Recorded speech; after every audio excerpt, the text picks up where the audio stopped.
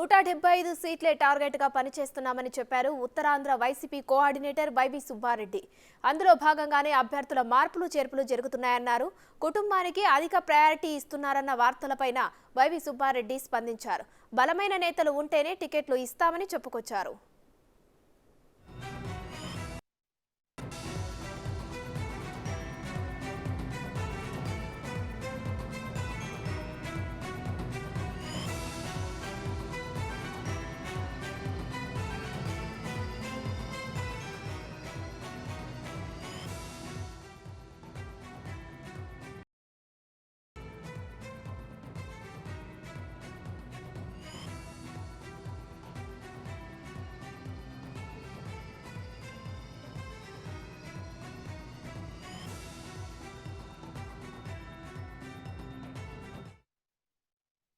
నూట 75 నియోజకవర్గాల్లో 175 నియోజకవర్గాలు అభ్యర్థులు గెలుపు కోసం పార్టీ విజయం సాధించేదానికి ఏ మేరకు అవసరమైతే ఆ మేరకు మార్పులు చేసుకుంటూ పోతామని మా అధ్యక్షుడు గౌరవ ముఖ్యమంత్రి జగన్మోహన్ రెడ్డి గారు లోగడ చెప్పిన దాంట్లో భాగంగానే ఈ మార్పులు చేర్పులు జరుగుతున్నాయి.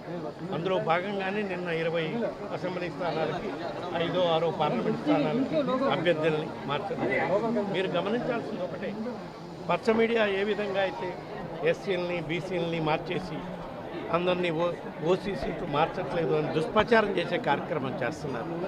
అది వాస్తవం కాదు అనే దానికి నిన్న చేసిన మార్పు చేర్పు అత్యధిక స్థానాల్లో ఉన్న ఓసీలను తీసేసి బీసీలని ఎస్సీలని తీసుకొని రావడం.